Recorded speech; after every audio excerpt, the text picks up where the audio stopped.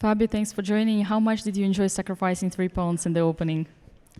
Well, I've played this line before, I think, in a bullet game, and I repeated it today. It's very suspicious, but it's not so bad for black. Um, but it was also kind of maybe expected that Timur would try to find a relatively safe way, because of course the complications are a bit crazy, and anything can happen there. But yeah, Queen b6 is of course a very fun position. Queen c8, Queen b3, White's queen is almost trapped, and then Black has very, very concrete compensation. It's nearly losing for Black, of course, with 3 pawns down, but it's kind of holding on. And yeah, he also had another opportunity to keep the queens on by playing, for example, not Queen d8, but Knight c3 or short castle, and then Black has just positional compensation. Just the queen moves, you put your rook in the center, knight on d4, but it's very understandable he didn't want to go for that either. And were you disappointed when Queen d2 happened on the board? No, I expected Queen d2. I think Queen takes b6 is kind of crazy. Like, it's not very practical to do this for White, because you don't know. It could also be losing for White, and this is not the kind of risk you want to take over the board. So Queen d2 I thought was an extremely likely choice, and I was just hoping after bc that maybe he wouldn't take on d8, maybe he would play short castle or knight c3, and then we would get a huge fight. And after Queen d8, I think it's more or less close to a forced draw.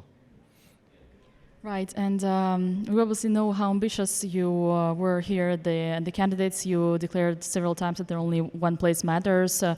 Now looking at your path so far, are there things that you would have done differently?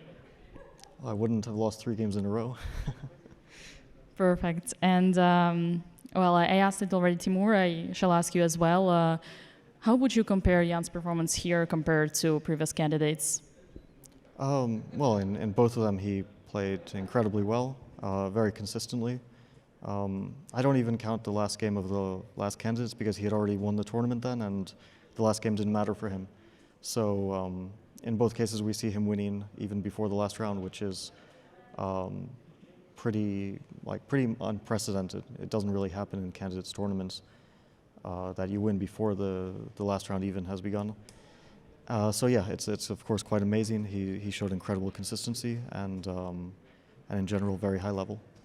Do you think there is something with his mindset, how he plays in particular in the candidates format tournaments? I don't know. Maybe he's a player who, when he has a very clear goal to be focused on, he raises his level. There are some players like that who just get better when the stakes are very high, and maybe he's one of them. But also, it's of course hard to say because these things, are based on sometimes details that you never know how things could work out differently if a few things change.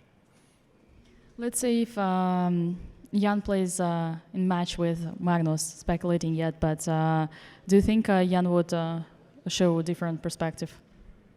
Well, I guess he'll take some lessons from the last match. This experience will help him, for sure.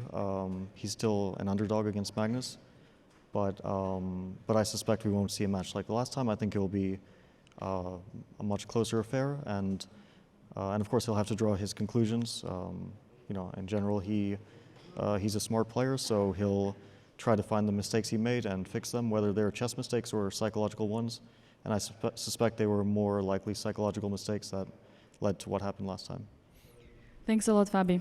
Thank you.